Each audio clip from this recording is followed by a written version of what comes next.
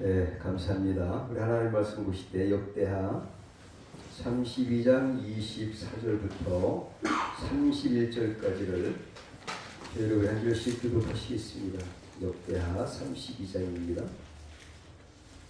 네, 다 찾으신 줄 믿고 제가 먼저 받들어 읽겠습니다. 그때에 히스기야가 병들어 죽게 된므로 여호와께 기도하매 여호와께서 그에게 대답하시고 또 이적으로 보이셨으나 히스기야가 마음이 교만하여 그 받은 은혜를 갚지 아니하고 진노가 저와 유다와 예루살렘에 임하게 되었더니 히스기야가 마음의 교만함을 뉘우치고 예루살렘 국민들도 그와 같이 하였으므로 여호와의 노가 히스기야의 생전에는 저에게 임하지 아니하니라. 히스기야가 여호와 영광을 비추니라. 이에 은과와 과 청과 방패와 온갖 보배로 온 그들에서 도구를 세우며 곡식과 새 포도주와 기름의 선물을 위하여 천구를 세우며 온갖 짐승의 위안권을 세우며 양떼의 우리를 갖추며 양떼와 많은 새들을 위하여 성물을 세우니 하나님이 그들에게 하나님이 주셨으며 이 히스기야가 또 기혼의 윗샘물을 막아 그 아래로 쫓아 다윗성 서편으로 곧게 인도하셨으니 저의 모든 일이 형통하였더라.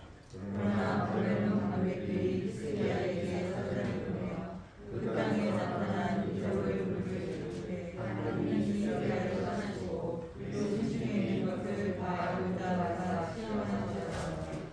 아멘. 저는 이 시간 저와 여러분에게 신앙의 가장 기본적인 근간이 무엇인지를 깨닫고 여러분들이 계속해서 주님 오실 때까지 주님의 주신 복을 유지하시길 축복합니다. 여러분 형통하시길 원하십니까? 형통하는 법도 아주 쉽고 하지만 그것을 계속 유지하는 법이 무엇인지를 깨닫는 시간 됐으면 좋겠습니다.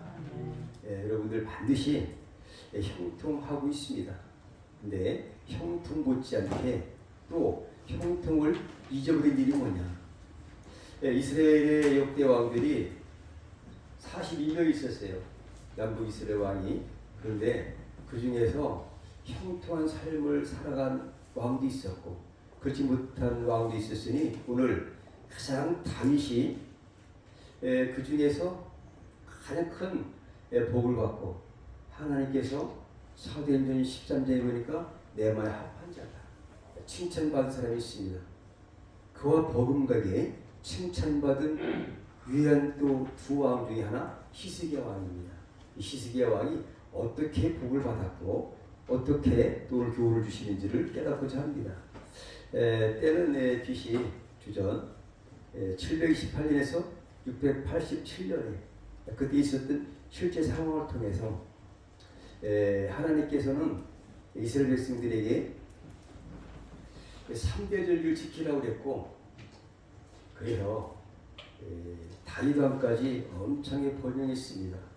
그런데 그 번영이 점점점 이제 대를 거듭하면서 수그러지고 빼앗기고 했다가 드디어 이 시기에 BC 728년 그 이후 히스기야 왕 때에 대해서 그저 회복된 사건을 우리 교훈하고 있습니다.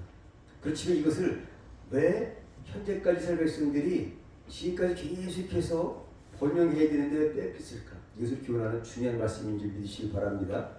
남유다의 13대 왕 히스기야 왕의 이야기입니다.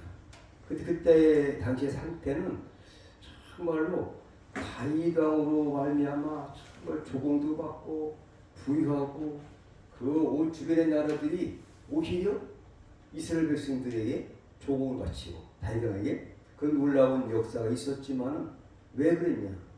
그 후에 많은 왕들이 다니면서 이제 제위하면서 하나님의 법대로 살지 못했기 때문에 그때는 극도의 종교적인 타락했습니다. 병들고 또 아수르에 의해서 그 당시 최고의 강대국 아수르에 의해서 위협을 받았습니다. 그 시기에 히스기야가 왕으로 유다의 13대 왕으로 등극했던 것입니다. 그래서 기록자는 예술했고요. 그 다음에 히스기야가 잘한 일이 있습니다. 우리 히스기야 왕이 다윗 왕 다음으로 잘했던 왕이라고 했죠. 근데 그 잘한 것 때문에 형통했다는 거죠. 뭐를 잘했을까요? 첫 번째, 역대하 29장 보면은 성전 수리했습니다. 그 다음에 종교 개혁을 했습니다. 우리가 신앙의 개혁을 할 때 하나님께서는 비로소 형통케 하신다. 그래서 우리 히스기야가 종교 개혁을 한 이후부터 이제 하나님께서는 복을 주시기 시작하고 형통케 하셨다는 것을 볼 수가 있습니다. 성전을 수리했어요. 예수님도 이 땅에 오셔서 비둘기를 팔고 장사하는 이런 것들을 성전에서 그들을 몰아내고 뒤엎었던 사건을 보게 됩니다. 왜 그러셨을까? 성전이 중요한 줄 믿으시기 바랍니다. 그 성전, 이 성전 정화 운동을 히스기야가 폈다는 거죠. 우리의 심령도 예수의 피로서 정결케 됐는데 악한 것들이 들어오지 아니하고 믿음으로 잘 살도록 여러분들 계속해서 정화를 하시기 축복합니다. 예수의 보혈로 씻으시고 그래서 잘 거룩한 백성답게 할 때에 하나님께서는 비로소 형통케 하신다 라는 것을 우리가 깨달을 수가 있고요. 우상의 제단을 제거했습니다. 열왕기하 18장 4절에 그리고 우상의 제단을 없애버렸어요. 그동안도 많은 왕들이 그 우상 때문에 어려움을 겪었는데 히스기야 때 와서는 과감하게 25세의 왕으로 등극한 이후부터 과감하게 성전 정화와 우상의 제단을 없애버렸다. 이것이 아주 쉽습니다. 우리에게 하나님보다 더 귀한 것이 있으면 이것들을 지어버린다. 이런 거 어렵지를 않은 줄 믿습니다. 그 다음에 6월절을 준수했습니다. 6월절은 뭡니까? 출애굽 12장부터 6월절이 나옵니다. 애굽으로부터의 자유, 애굽으로부터의 해방. 우리는 죄와 사망으로부터의 자유받고 구원받은 것을 기념하라는 6월절, 맥추절, 수장절 이 3대 절기는 반드시 예수 그리스도께서 우리가 어떠한 은혜를 주시는지를 깨닫게 하시는 귀한 절기입니다. 그런데 어느 순간부터 이 6월절 절기를 지키라고 모세를 통해서 하나님께서 명령하셨지만 이것을 지키지 않았고 어렵게 회복됐다 이거죠. 그때부터 6월절 구원의 확신이 늘 우리에 넘칠 때에 우리의 심령이 회복되고 거룩한 백성처럼 성전 정화가 될 때에 하나님께서는 형통함을 주셨다. 이런 은혜가 있을 줄 믿습니다. 그런데 잘한 게 또 있습니다. 블레셋을 정복했습니다. 다음에 압수르가 1, 2차 침공을 했는데요. 그렇게 하다 보니까 초강대하고 압수르를 그 작은 이스라엘 백성들이 어떻게 물리쳤겠습니까? 그 믿음으로 부르신 것입니다. 당시 18만 5천 명을 하나님께서 그 히스기야와 함께 온 백성들이 우상을 타파하고 신앙의 개혁이 되고 새롭게 될 때에 오직 하나님께 기도했더니 하나님께서 은혜 펴주셔서 초강대고 아수르 군대가 침공했어도 18만 5천 명의 군대를 하나님께서 멸절하셨다. 그것이 바로 히스기야 업적이라고 볼 수 있고요. 그 다음에 성 안에 그 대적들이 이제 침공하려니까 성벽을 또 이렇게 높이 쌓고 그 다음에 이제 식수를 갖다 차단하니까 그러면은 위험하니까 이것을 히스기야는 실로암 부스불을 이렇게 성전 안에까지 수로를 건설하는 사역을 했다. 아주 엄청난 업적을 썼습니다. 히스기야 한 왕으로부터 이렇게 얼마나 많은 업적이 있었는지 몰라요. 그리고 오늘 본문 말씀에 있는 것처럼 죽을 병에서 생명을 연장하는 사건이 있었습니다. 내가 죽지 못하리라. 이사 38장에 이사 선지자를 통해서 내가 살지 못하리라. 이 병에 걸려서 죽을 병에 걸렸습니다. 그런데 히스기야는 어떻게 기도했기에 그 죽을 병에서 살지 못할 병에서 어떻게 살아났을까? 대단한 거죠. 근데 이렇게 훌륭한 업적이 있는 히스기야 왕이라 할지라도 오늘 본문에 보니까 왜 이렇게 어려움을 겪었는가라는 것을 우리 교훈해주고 있습니다. 그 히스기야 생명연장은 오늘 24절부터 26절인데요. 뭐라고 하냐면 기도하네. 그가 기도했더니 하나님께서 아주 이적적인 그런 치유를 하셨습니다. 죽을 병에 걸렸지만 생명은 15년이나 연장을 받게 되었고, 그 다음에 이역표가 십도라지로 굴러가는 그런 놀라운 기적을 베푸는 것들이 바로 오늘 24절, 26절까지 말씀입니다. 그러니까 이게 오늘 히스기야 왕은 자기 육신의 병이 걸렸는데 감기 정도가 아니라 죽을 병에 걸렸습니다. 5, 6년 후에 죽을 병도 아니고 당장 죽는다는 겁니다. 하나님이 이사 선지자를 통해서 내가 살지 못하고 반드시 죽으리라. 하지만 히스기야는 기도했다 이거죠. 기도해서 하나님께서 살려주셨고, 그 다음에 생명도 15년 동안이나 더 사는 놀라운 그러한 이적을 베풀어 주셨다. 이것을 볼 때 우리는 그러한 히스기야가 어떻게 어려움이 있을 수가 있겠습니까? 있다는 거죠.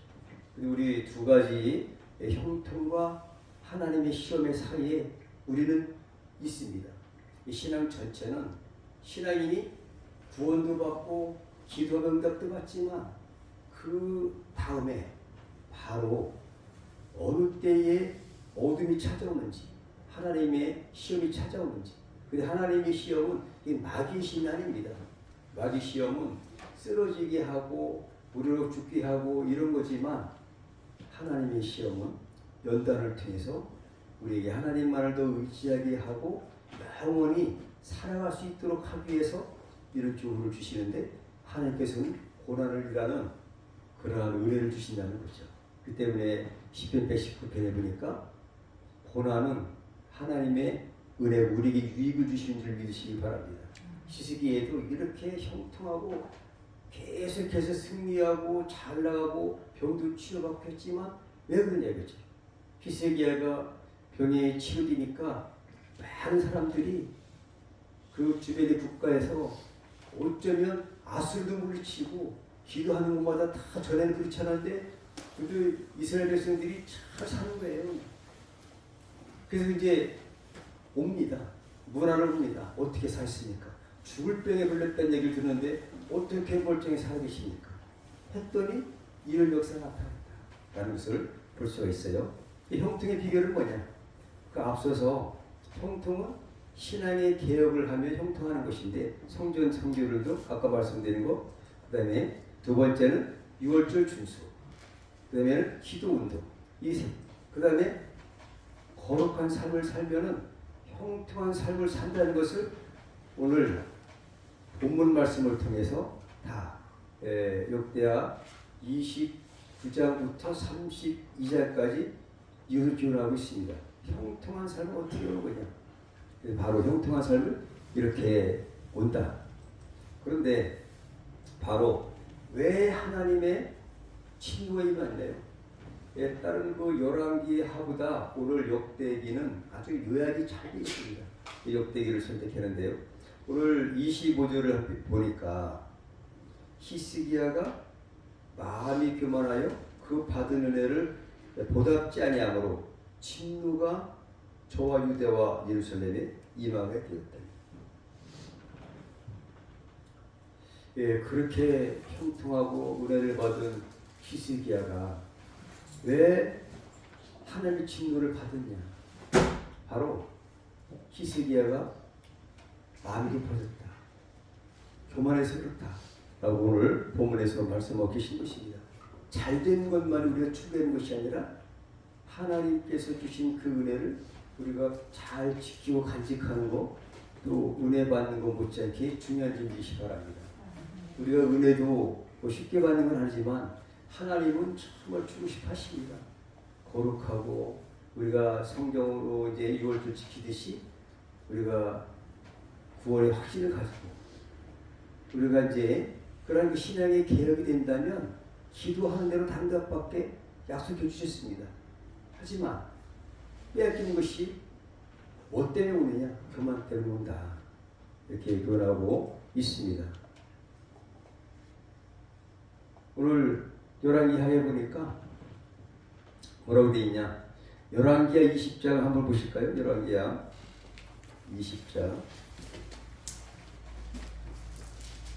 12절 10절을 한번 보시겠습니다. 바로 이것 때문에 넘어졌다는 사실을 깨닫게 되는데요. 우리 함께 읽습니다. 그때에 발라단의 아들 바벨론 왕 도르닥 발라단이 히스기야가 병들었다을 듣고 편지와 예물을 저에게 보낸지라. 히스기야가 사제의 말을 듣고 자기 꿈을 구해 금은과 향품과 보배로운 기름과 그 분기구와 내탕구의 모든 것을 다 사제에게 보였는데 우리 왕궁과 그 나라 안에 있는 것을 저에게 보이지 않은 것이 없으니라. 우쭐에서 그렇다 이거지. 우쭐에서. 우쭐한 것 때문에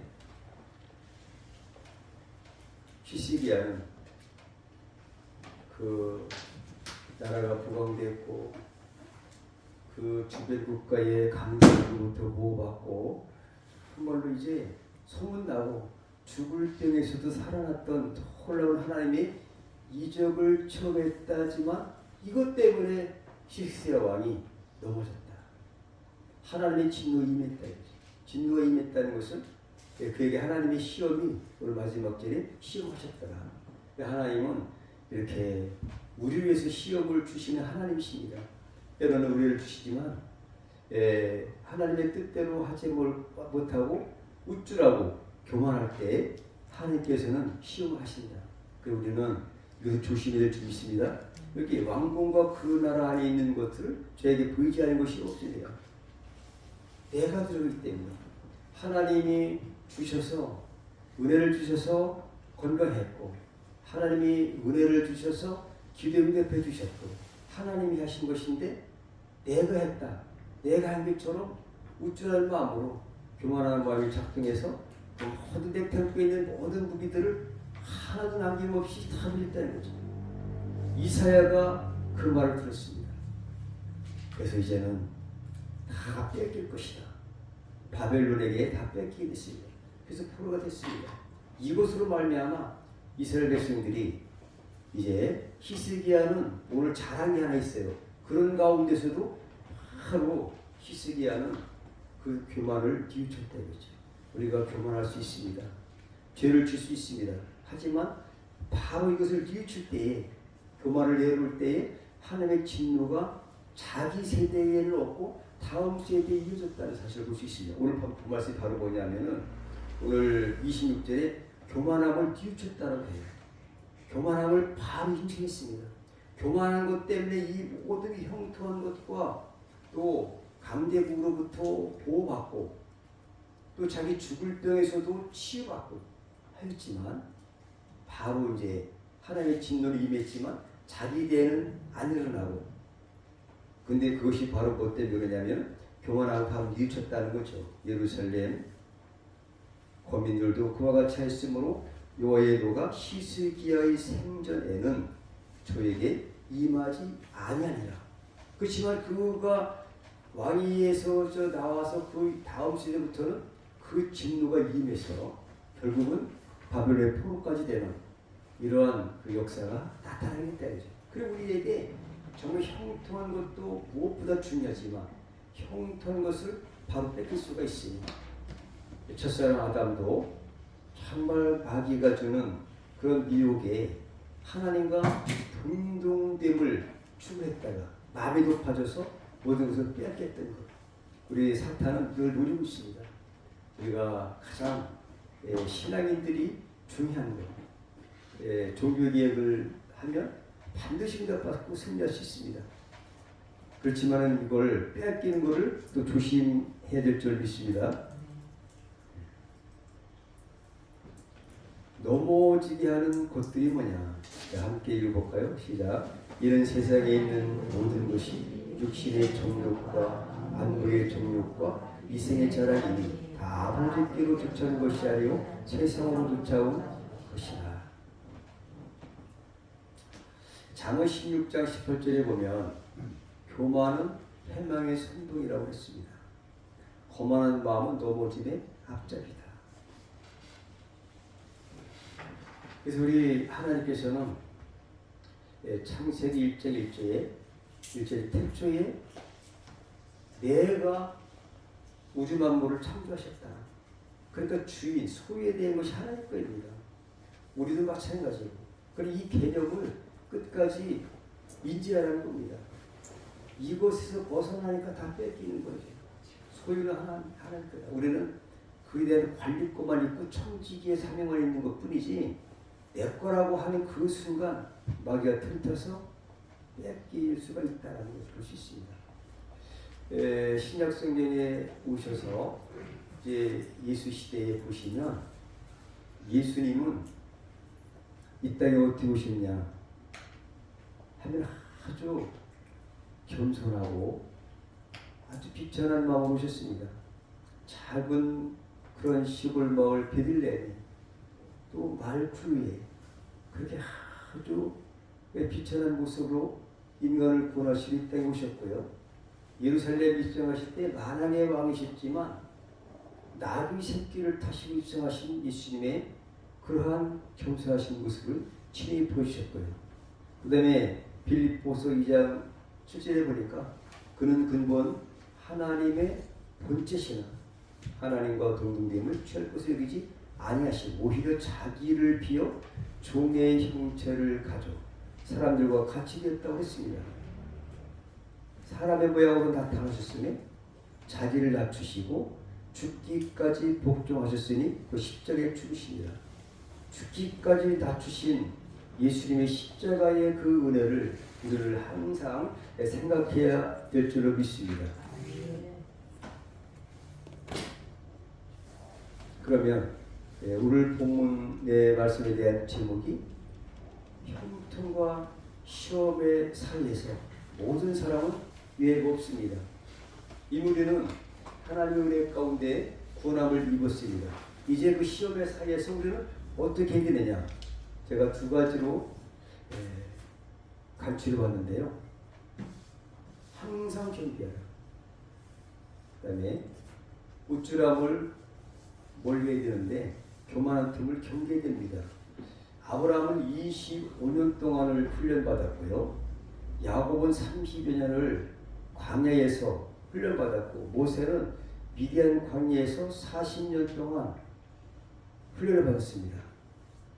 다윗은 17년을 광야에서 유리하면서 독특한 아주 혹독한 훈련을 받았습니다. 바울은 3년 반 동안이나 아라바에서 사막에서 외로운 광야 생활을 받았고요. 그래서 오늘 이 말씀을 통해서 우리는 항상 겸비하고 교만의 그러한 마음을 경계해야 승리할 줄 믿습니다. 이제 사도 바울은 어떻게 우리에게 교훈을 주고 있느냐? 한번 같이 읽었으면 좋겠습니다. 시작. 저희에게 당한 이런 일이 거울이 되고 또한 발세를 만난 우리의 경계로 기록해야 되니라. 그런즉 선줄로 생각하는 자는 넘어질까 조심하라. 고린도전서 10장 11절로 12절에 사도 바울은 하는 것은 예수 이외에 사도 바울은 대단한 사람입니다. 학식도 괜찮고 가말리엘 문화에서 많이 배웠고요. 로마의 시민권도 가졌고요. 정말 대단한 사람이었지만 예수 이외의 모든 것은 배설물로 여기는 이러한 그 자기의 신앙을 가졌기 때문에 경계를 차렸던 사람입니다. 가졌지만 그래서 한 번도 거의 넘어지지 않았던 이유는 뭐냐? 우리의 경계로 삼는 게 중요하다. 말세를 당해서 우리의 경계는 뭐냐? 선줄로 생각하는 자는 넘어질까 조심하라. 항상 이렇게 조심했던 사도 바울. 그래서 최고의 승리자가 된 줄로 믿습니다. 우리는 결국적으로 이제 믿음을 지켜야 될 줄 믿습니다. 우리의 믿음을 잘 지켜야지, 이 지키지 않으면 이제 빼앗길 수 있다. 우리에게는 가장 귀한 천국의 그 시민답게 살아갈 수 있는 자격과 지위를 허락했습니다. 하나님의 자녀로 살아갈 수 있는 은혜를 주셨는데 이것을 주님 오실 때까지 잘 지키는 거 전 무엇보다도 중요한 줄 믿습니다.